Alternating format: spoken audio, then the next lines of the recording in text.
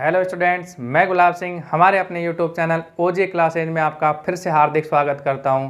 तो दोस्तों, कैसे हैं आप सभी। मैं उम्मीद करता हूं आप इस सभी शानदार, ज़बरदस्त और जिंदाबाद होंगे और अपनी तैयारी को दिन प्रतिदिन बेहतर कर रहे होंगे। तो दोस्तों, आज आपने देखा होगा एसएससी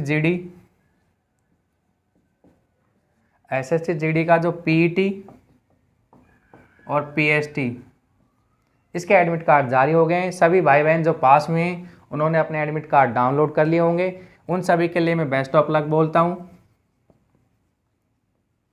ठीक है दोस्तों, अपना बेस्ट दे के आए, बिल्कुल भी घबराए नहीं। ऑल द बेस्ट सभी के लिए। तो अब हम अपनी क्लास को स्टार्ट करते हैं। हमने जो टॉपिक स्टार्ट किया हुआ था वो लाइट,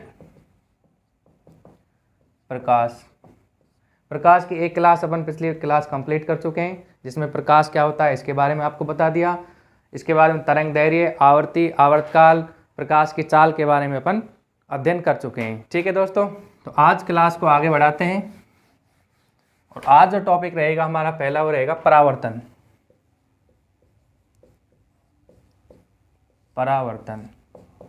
परावर्तन क्या होता है, किस में होता है, हमारे पास बातें सामने आती है। तो दोस्तों, मैं आपको बता देता हूं क्लियरली। परावर्तन दर्पण में होता है। किस में होता है? दर्पण में। आपने देखा होगा सूर्य, तारे, ग्रह चमकते हैं, हमें जो वस्तु दिखाई देती है किसके कारण? परावर्तन के कारण। ठीक है प्यारे साथियों, तो लिखेंगे परावर्तन किस में होता है? दर्पण में। तो लिखेंगे यह दर्पण में होता है। ठीक है दोस्तों, इसमें क्या होता है कि जब प्रकाश की किरण समतल दर्पण पर आपतित होती है तो वह जिस कोण पर आपतित होती है उसी कोण से क्या हो जाती है? परावर्तित हो जाती है। इसे क्या कहते हैं? प्रकाश का परावर्तन। ठीक है प्यारे साथियों, तो आप लिखेंगे, फिर इसको डायग्राम से बताते हैं आपको। तो मैंने आपको क्या बताया कि जब प्रकाश की किरण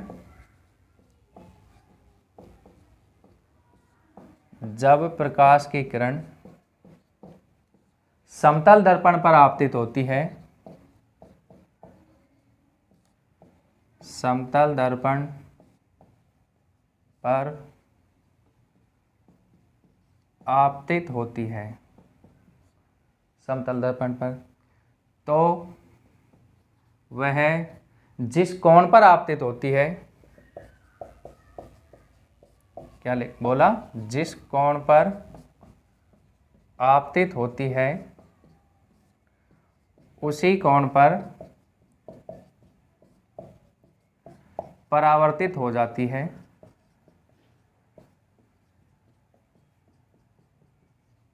उसी कोण पर परावर्तित हो जाती है। इसे ही प्रकाश का परावर्तन कहते हैं।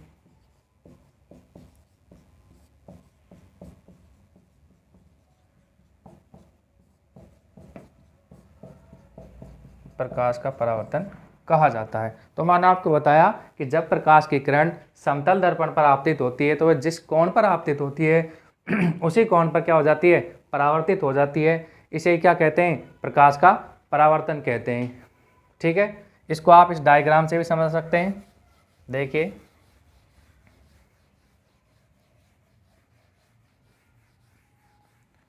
तो मेरे प्यारे साथियों, आप देखेंगे ये कोई दर्पण है।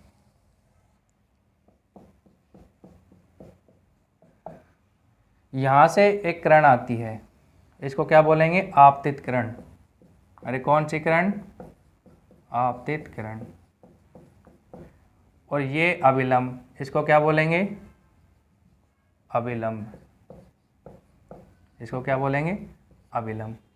तो ये यहाँ से क्या हो जाती है? परावर्तित हो जाती है।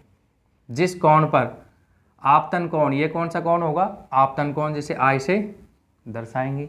और ये कौन सा कोण होगा? परावर्तन कोण, जिसे आर से दर्शाएंगे। तो ये जो कोण आई है और कोण आर है दोनों कैसे होते हैं? समान होते हैं। ये कौन सी? परावर्तित किरण।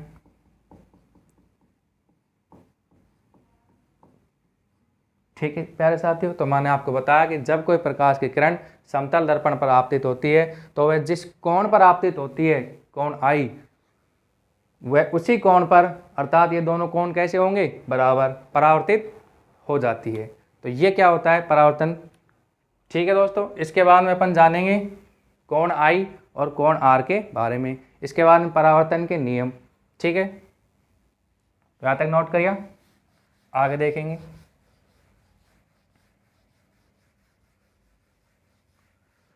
तो इसमें सबसे पहले लिखेंगे कि आपतन कोण क्या होता है।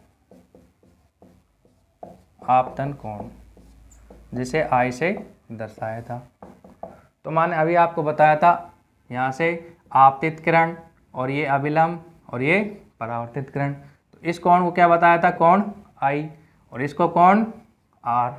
ठीक है प्यारे साथियों, तो ये जो कोण है इसे बोलते हैं आपतन कोण। तो ये कैसे हो जाएगा, आपतित किरण और अभिलंब इन दोनों के मध्य कोण क्या कहलाएगा, आपतन कोण। तो आप डेफिनेशन लिख सकते हैं कि आपतित किरण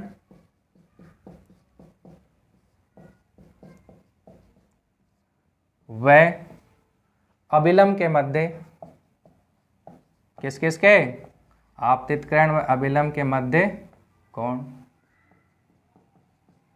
ये क्या कहलाएगा, आपतन कोण। इसके बाद हम देखेंगे परावर्तित कोण।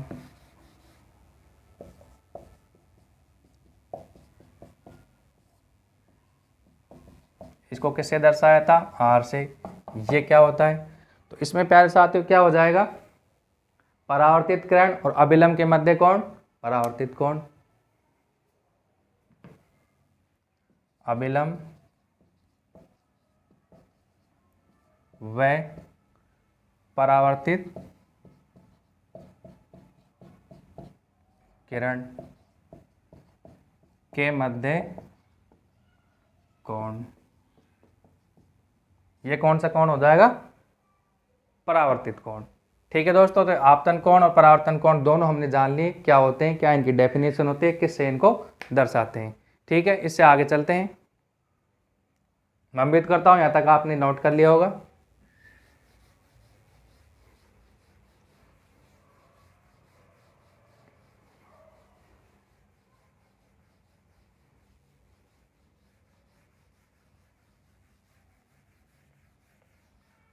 इसके बाद में लिखेंगे परावर्तन के नियम। परावर्तन के नियम कौन कौन से हैं, हेडिंग लगाएंगे परावर्तन के नियम। तो पहला नियम तो मैंने आपको क्या बताया, कोण आई बराबर कोण आर, अर्थात आपतन कोण बराबर परावर्तन कोण। तो ये आप लिखेंगे कोण आई बराबर कोण आर, अर्थात आपतन कोण परावर्तन कोण के बराबर होता है।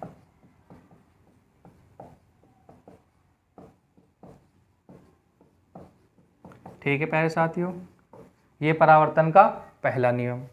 इसके बाद दूसरा नियम देखिए।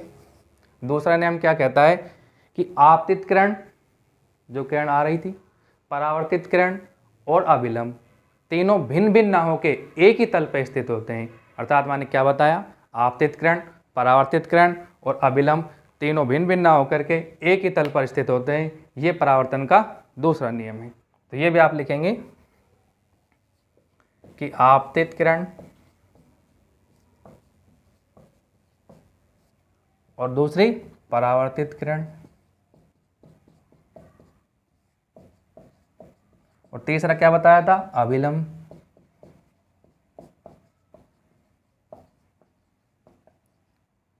अभिलंब तीनों भिन्न भिन्न होके,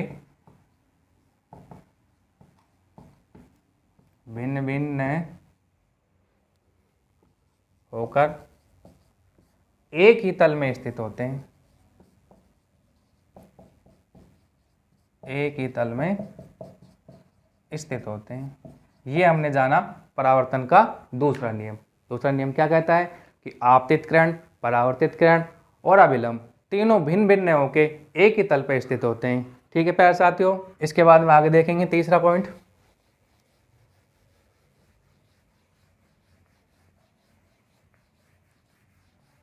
तीसरा पॉइंट क्या कहता है, तीसरा पॉइंट यह कहता है कि आपतित किरण और परावर्तित जो किरण होती है इनकी जो तरंग दैर्घ्य और आवृत्ति कैसी होती है, समान होती है। आपतित किरण और परावर्तित किरण की जो तरंग दैर्घ्य वेवलेंथ और आवृत्ति क्या होती है, समान होती है। तो आप लिखेंगे कि आपतित किरण व परावर्तित किरण की क्या क्या समान होती है, तरंग दैर्घ्य व आवृत्ति। तरंग दैर्घ्य आवृत्ति कैसी होती है, समान होती है।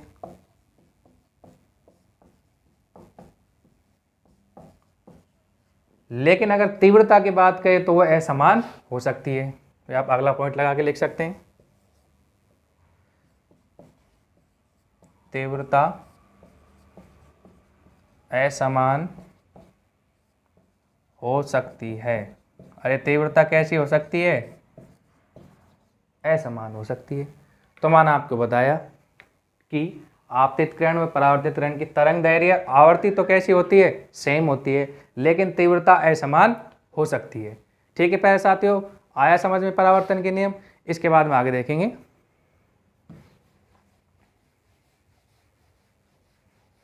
इसके बाद देखेंगे परावर्तन के प्रकार। नियमित और विस्तृत दो प्रकार होते हैं, ये भी कई बार पूछ लेते हैं कि परावर्तन के प्रकार कौन कौन से हैं। तो आपको इतना जानना है कि परावर्तन के दो प्रकार हैं। कौन कौन से? पहला तो नियमित परावर्तन, दूसरा विस्तृत।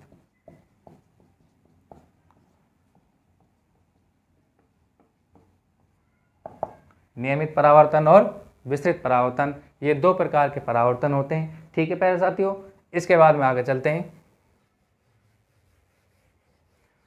तो परावर्तन के बारे में मैंने आपको बता दिया है। इसके बाद में आगे देखिए, मैंने क्या बताया था अभी आपको, आपतन कोण किसके बराबर होता है, परावर्तन कोण के। इसके बेस पर आप एक क्वेश्चन लिखिए कि यदि आपतित किरण थीटा कोण पर आपतित होती है, आपतित किरण थीटा कोण पर आपतित होती है, तो आपको बताना है आपतित किरण व परावर्तित किरण के मध्य कोण। व परावर्तित किरण के मध्य कोण बताइए।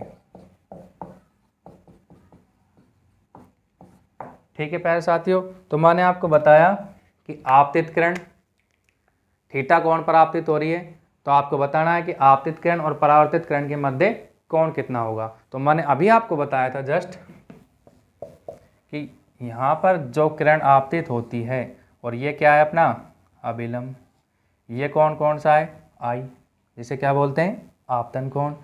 और ये परावर्तित होगी किरण, तो ये कौन सा कोण, आर, इसे कौन सा कोण बोलेंगे, परावर्तन कोण। ये दोनों कोण कैसे होते हैं, समान। क्वेश्चन में क्या दे रखा है कि आपतित किरण थीटा कोण पर आपतित हो रही है, अर्थात इसका मान कितना है, थीटा, तो इसका भी कितना हो जाएगा, थीटा, क्योंकि कोण आई बराबर कोण आर। ठीक है प्यारे साथियों, तो यहाँ पर क्या हो जाएगा, आपतित किरण और परावर्तित किरण के मध्य कोण कितना होगा, थीटा प्लस थीटा बराबर 2 थीटा। आया समझ में, सीधा सा फंडा है कि आपतन कोण किसके बराबर होता है, परावर्तन कोण के। आपतन कोण अपन को दे रखा है थीटा, तो परावर्तन कोण भी कितना होगा, थीटा। तो आपतित किरण और परावर्तित किरण के मध्य कोण कितना हो जाएगा, 2 थीटा। ठीक है प्यारे साथियों, आया समझ में। इसी के बेस पे एक न्यूमेरिकल और देखिए, इससे आपको बेहतर समझ आएगा।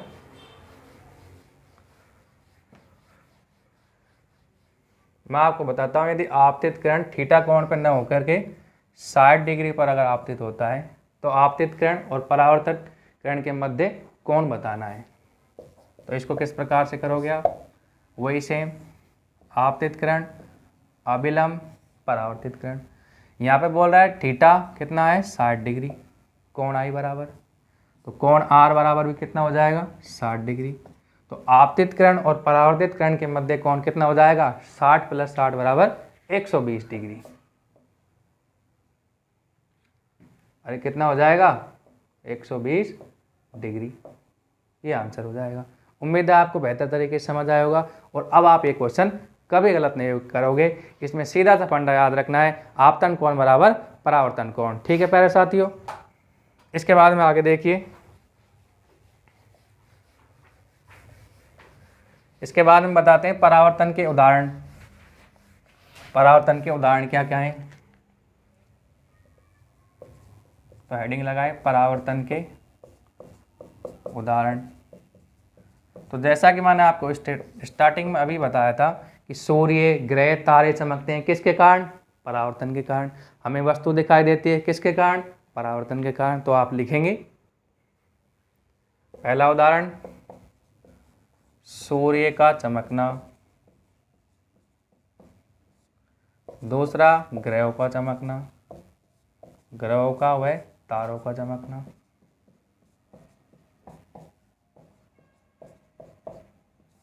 ठीक है दोस्तों, उसके बाद तीसरा कौन सा बताया था? वस्तुओं का दिखाई देना।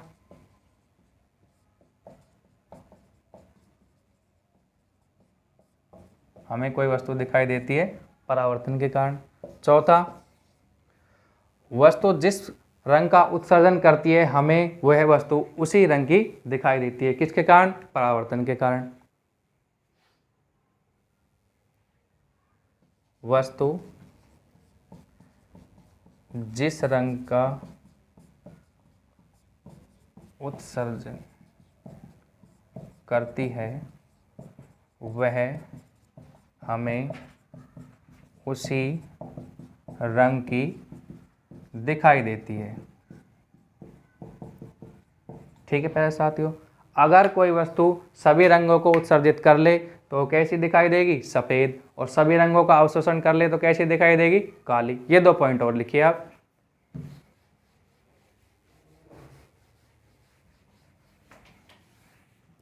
क्या लिखेंगे नेक्स्ट पॉइंट? कि यदि कोई वस्तु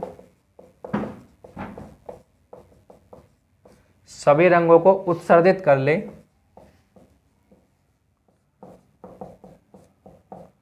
सभी रंगों को उत्सर्जित कर ले तो वह वस्तु सफ़ेद दिखाई देगी। अरे कैसी दिखाई देगी? सफ़ेद दिखाई देगी। और सभी रंगों का क्या कर ले? अवशोषण, तो कैसी दिखाई देगी? काली।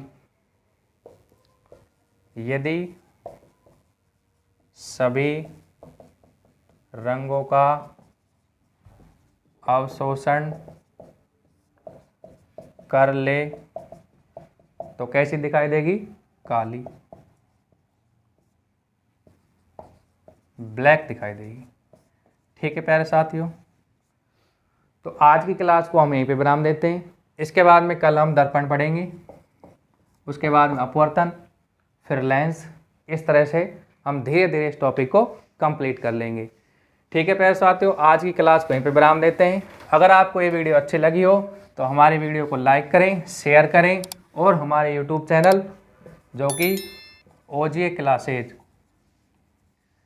के नाम से है इसको सब्सक्राइब करें। और क्लास पीडीएफ के लिए हमारे टेलीग्राम चैनल जो कि ओजे क्लासेज के नाम से है उसको सब्सक्राइब करें। ठीक है दोस्तों, thank you for watching this video. जय हिंद, जय भारत।